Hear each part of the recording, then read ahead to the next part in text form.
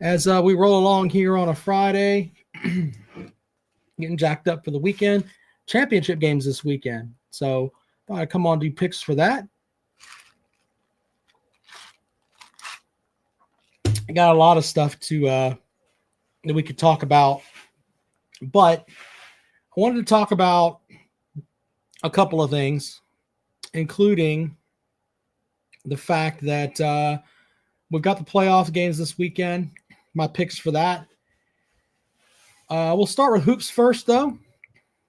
Oh, Papa B won a $500 on scratch this morning. Good for you, sir.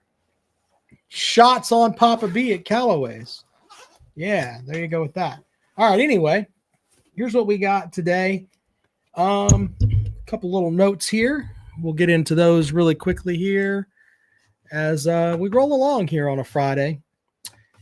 Read some of the headlines to you as well. But first, South Carolina plays Mississippi State in basketball at the CLA tomorrow.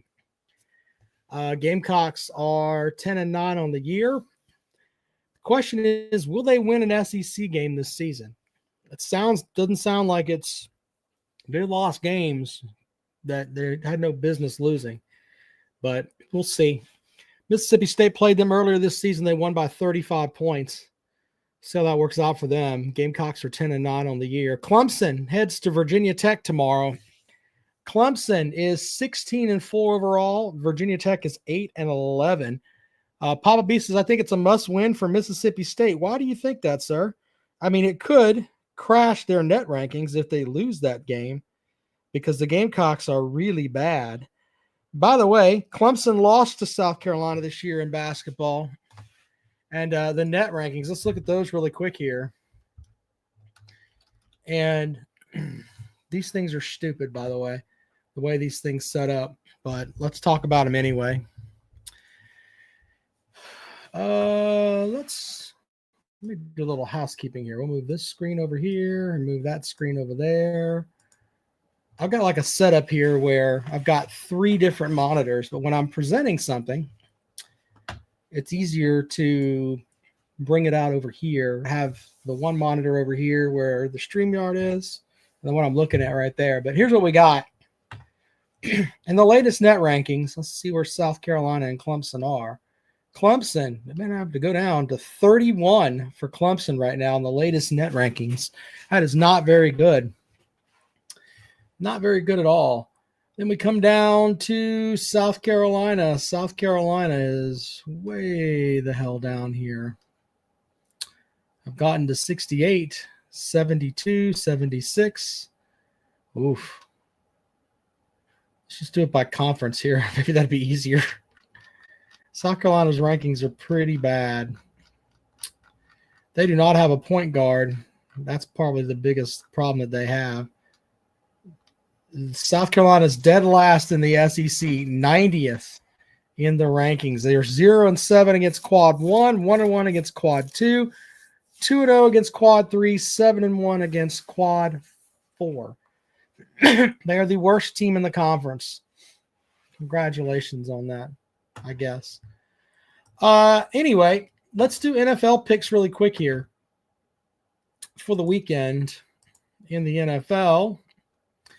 Washington will play. What's the line on this game? It doesn't tell me. So the first one is Sunday at 3:00. Washington plays at Philadelphia. You know, I look at the game here, and it looks like, yeah, Washington is getting 6. Think about that for a second. It's going to be interesting to see if Washington can stay within that number. Philadelphia is 14-3. And I just doubt Philadelphia because it seems like they always got problems. Does that make sense? I don't know. There's that matchup. If you told me I had to bet, I wouldn't bet on that game. But if you were going to bet, I'd probably go with the Eagles to cover. I think everybody's so in love with Jaden Daniels right now that it just looks silly. Papa B says, Jaden Daniels, remember how good he was and thinking I would take him over Caleb Williams any day. Everybody loves Caleb Williams, man. I mean, it's like they're giving him all this grief, or not grief. It's good things, but me personally, I don't think Caleb. The whole thing he did with Utah, Jackpot brought that up. He painted his nails black and was doing stupid stuff with that. Just to hell with all that. All right, Buffalo plays at Kansas City. The spread is now Kansas City -2. I wonder if the NFL has had some meetings about officiating and the way that Patrick Mahomes gets calls and the way that things happen all of a sudden for them. I also wonder about, is Kansas City physical enough to play with Buffalo? Because Buffalo just runs it down your throat. They'll keep running it down your throat. So I'm going to take Buffalo to win outright. Give me the Bills +2. I think the Bills, they have the ability to slow the game down a little bit. And what's interesting is that everyone hates on Travis Kelce, but he is such a matchup problem. He's just a big, huge bastard. He just runs out there and catches balls. It's pretty much all that there is to that. And he's a matchup problem for anybody because your linebackers, like Nick Bolton could probably guard him, but if you take him away from him, you take him away from the run defense, that's not good. It's not good at all. So there's that. Give me Buffalo. Although the Bills are 5-4 away from home. Think about that for a second. Undefeated at home, 5-4 on the road. Kansas City hasn't lost a game at home. Gamecock Chuck joining the program. Thank you, sir. Gamecock Chuck, I broke down South Carolina basketball in 30 words or less. Here it is. No point guard. No real depth. And let's just be honest, the teams they've been playing are just better than they are. Sorry. So there's that. They have no point guard. That is the biggest thing. If I look at that team, I think, my God, how much better would they be if they had a point guard? They don't have anybody to bring the ball up the court. It sounds stupid, but it's true. They can't. There's so much that they can't do, So no point guard. I'm wondering if they will be able to win a conference game. And I'm not just saying that because I'm wearing a Clemson hat on my head. I think a lot of Gamecock fans will agree with me. Dyed in the wool motherfuckers won't. They'll tell us that, oh, well, they're going to be fine. Someone was actually talking, well, they're going to be fine. Brother, you cannot, look, two things win in March, okay? Two things win in March in the NCAA tournament. And I know that I'm a person that loves the NCAA tournament, okay? Two things win when it comes down to nut cutting time. You have to have a good backcourt led by a point guard, and you have to rebound. You do those two things, you can make a deep run in March. So, Papa B says maybe the Gamecocks should let one of their forwards be the point guard like State has done with Cam Matthews. The difference between that and Cam Matthews is Cam Matthews has handles. He can bring the ball up the court, and if they put somebody smaller on him to try to get the ball, he's going to bum rush right past them. No one has the strength to do that. They don't have the forward that can do that. You're talking about a Magic Johnson type point guard. They don't have that. And I know some Gamecock fans are like, yeah, the Clemson fans saying that. No, I mean, it's just real. It's just real. So when I got out of the Coast Guard, I coached for a little bit, and I kind of understand hoops a little bit. Now, I'm not on the level of a lot of folks, but I have friends that are, and we've talked hoops. Okay. One of my friends, Marcus Saxon, is the all-time leading assist leader at Utah State. He is a monster of a point guard when he played. Also, he played at Arkansas too. And him and I've talked hoops forever. And just from what I've seen, that's South Carolina's biggest problem. Hi, Beth. So anyway, we put the link out here if you guys want to enjoy the show. Forgot to do that. Put it out here really quick. But anyway, I gave you my picks for that. The other thing, Will Muschamp. Oh, sorry. Shane Beamer has signed a I didn't do that on purpose, but it's kind of how I feel. Shane Beamer has gotten a new contract with South Carolina, and a couple of things are interesting with that. So he gets the new contract, he gets a raise, and he'll be there with the Gamecocks, or he's scheduled to, through the 2030 season. Now, when you look at that, this guy is he's 7 games over 500. Now, think about that. Coming into this year, he was what? He was 5 over, so he was what? 2 over 500 heading into this season. And it says a school record of 4 wins against ranked opponents. Was named SEC Coach of the Year from several sources. The Bobby Dodd National Coach of the Week after their upset win over Texas A&M, which ended up being a win over a team that didn't finish in the top 25. Anyway, this season they did finish 9-4. He moves up to $8.5 million, $8.15 million annually, increase each year until 2030. So, my thing on this is, first of all, I know that there's a lot of people that are in love with Shane Beamer after this season. Me personally, I think that this sounds like the Will Muschamp contract. You go out and you win 9 games. You have a bowl game against a Big Ten team. You did win that game. With Muschamp, but you didn't win it here against Illinois. And people were ready to write the walls for Will Muschamp. It feels kind of the same way. You had a decent quarterback. Sellers had a good last half of the season. It's eerily similar. Now you're going to have this guy who's going to come in, and it's essentially the same thing. I'm just saying. I know people will say there's a lot of differences, but I don't agree with. I think Shane Beamer has earned a new contract, but I think this is also, they had to give him a contract because of the fact of recruiting and everything else. Yeah, he'll be there till 2030. And I know that Gamecock fans are in love with him. He won their Super Bowl for them. And I get that. Absolutely get that. But the reality is, if he put his actual numbers on the board, they reek of Will Muschamp, except for the Clemson wins. They reek of Will Muschamp. Go and look it up. You don't have to believe me. Go and look it up. Big Orange says Ohio State man can have football as long as he knows when it's baseball and basketball time. It's Big Orange's turn to win. Well, you are the defending national champions in baseball, but I don't know about basketball.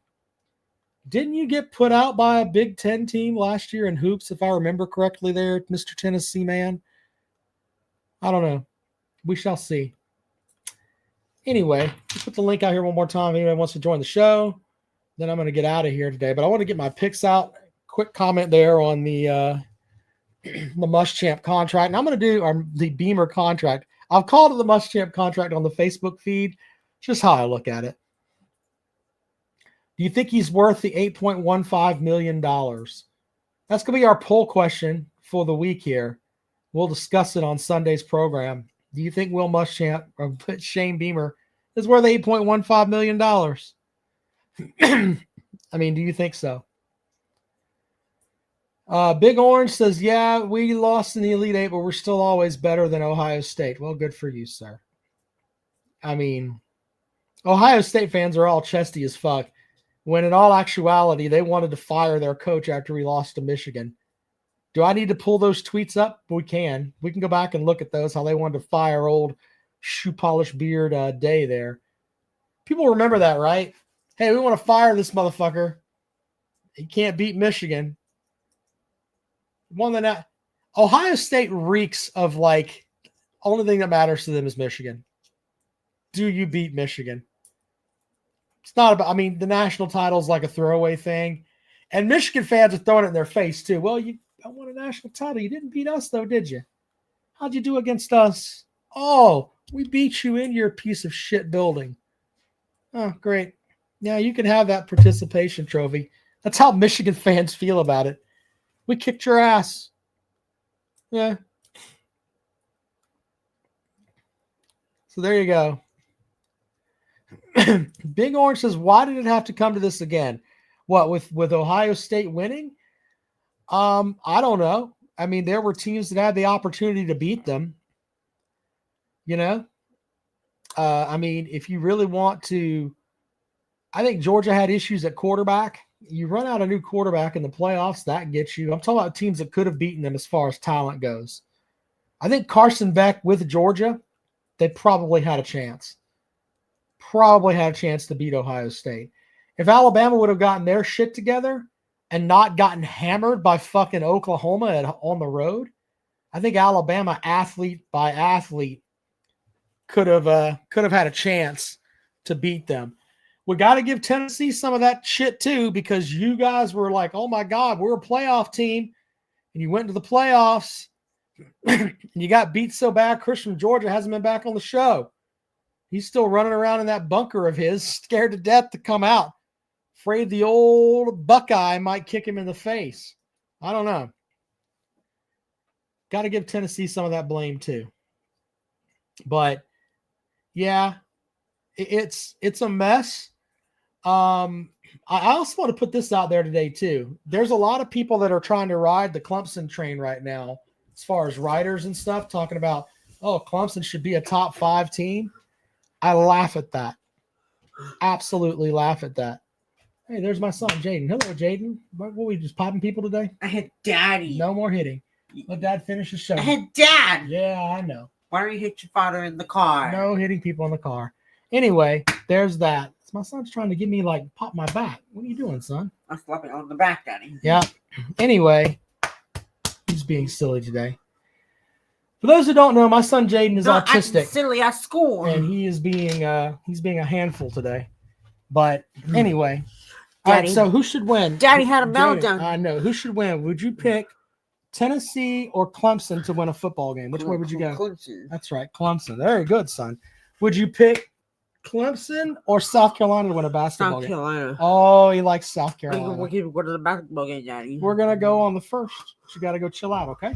We're going to San Jose. Yeah, in a little bit. Anyway. Yeah, I have a son. I also have 2 daughters.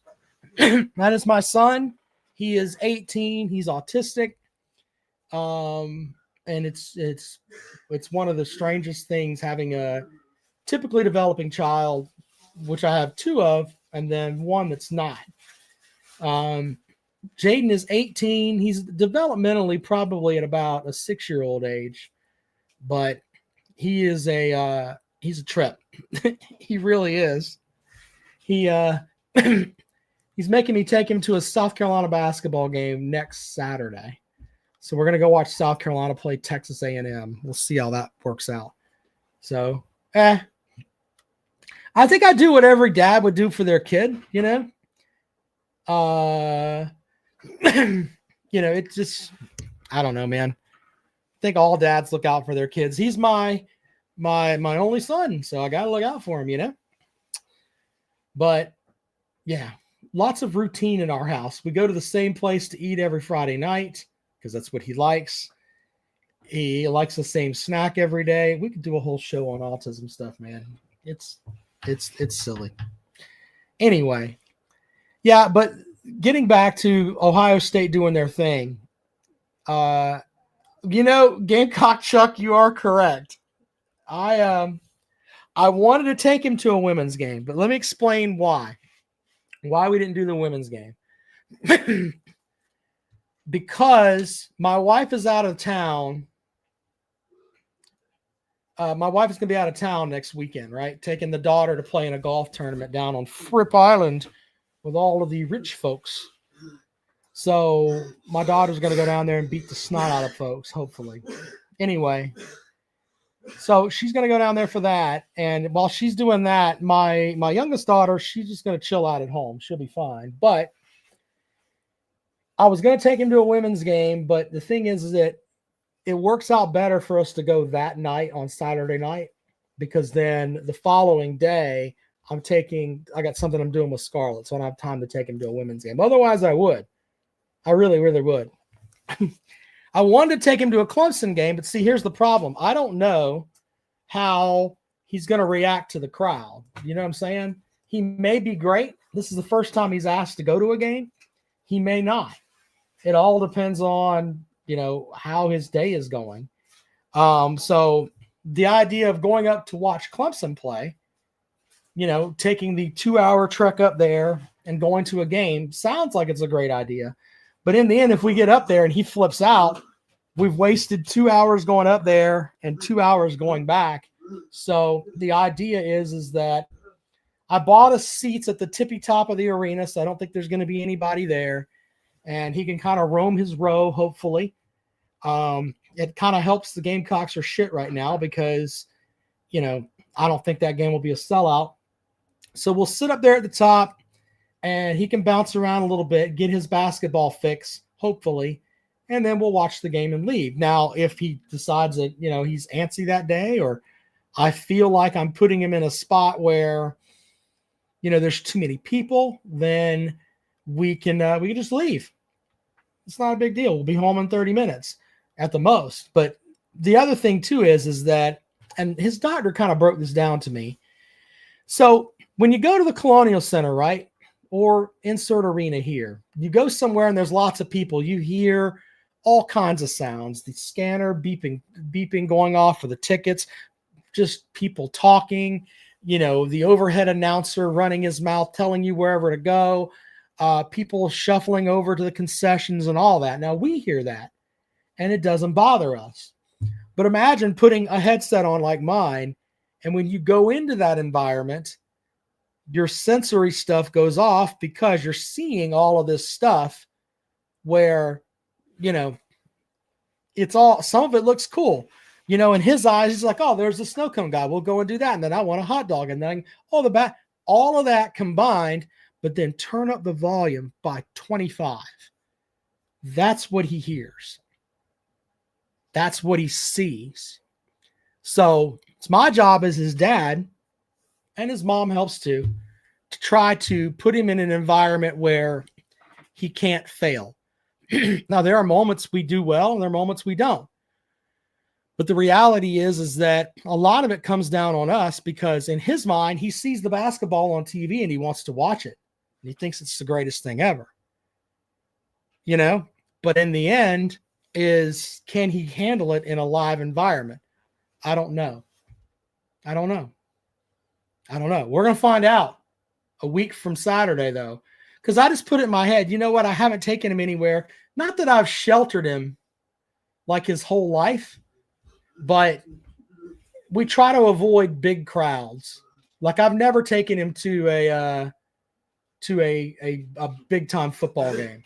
I mean, I have had the opportunity to, not to be arrogant, but I mean, we could have done that. This is bullshit. Shh, don't say those words. Yeah. Anyway, so we haven't done that because of the crowds, but I decided we're going to try. And it's cool because it'll just be me and him. And it's kind of the perfect storm of everything. His mom is going to be downtown or going to be at Hilton Head. He'll be here with me. It's just me and him. We'll see how it goes. I might post some stuff if he's doing well. We'll see how he does. If not, the cool thing is I got the safety net. We can just walk out and leave. We're good to go. So there's that.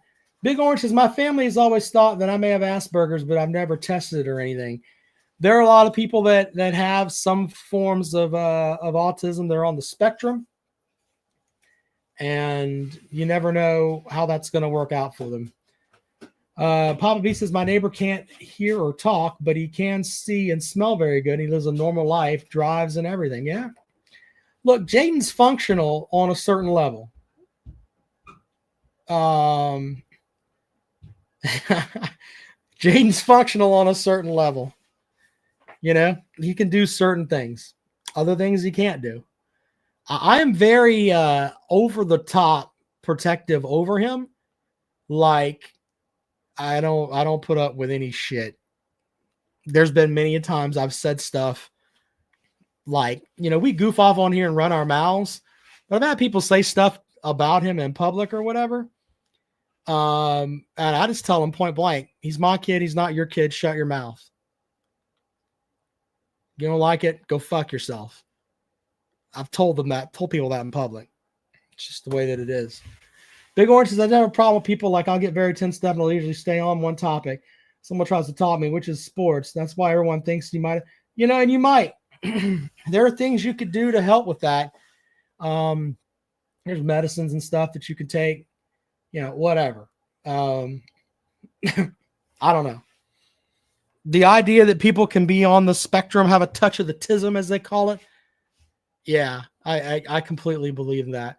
I think I have a little bit of it too.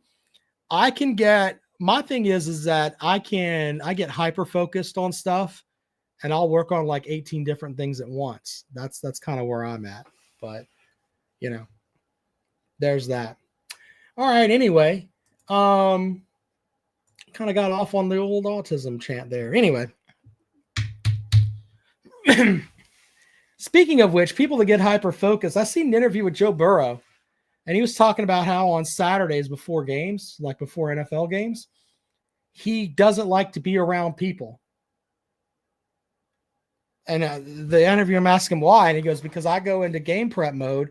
And he goes, I'm not a good person to be around.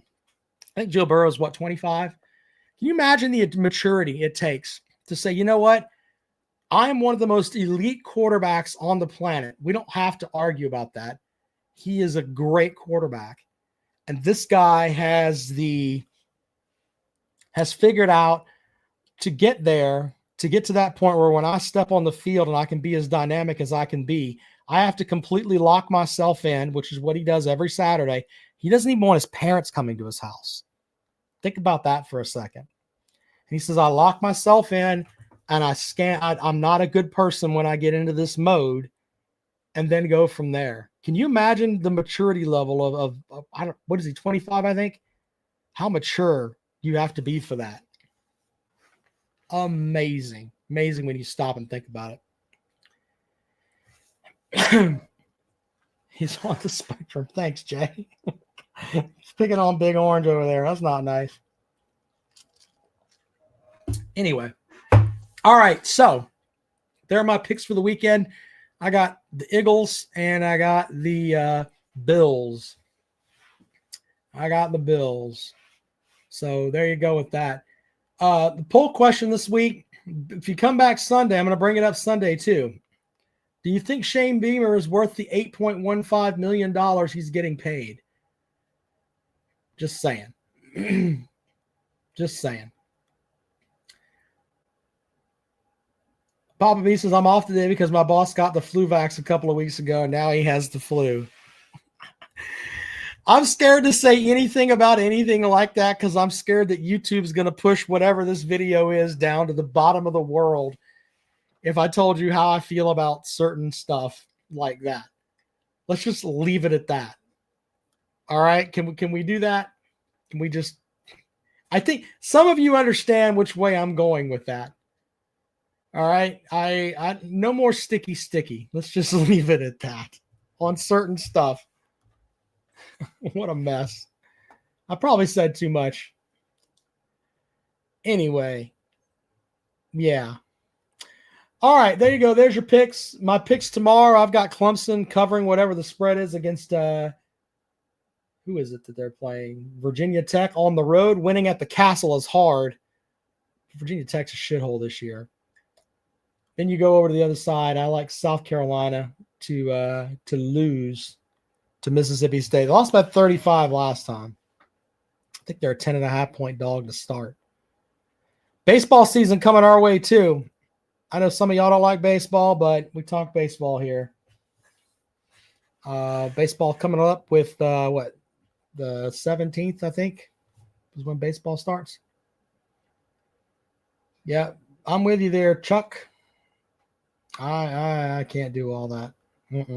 Nobody. All right. Well, you guys have been awesome today. I appreciate you hanging out a little bit and get your bets in.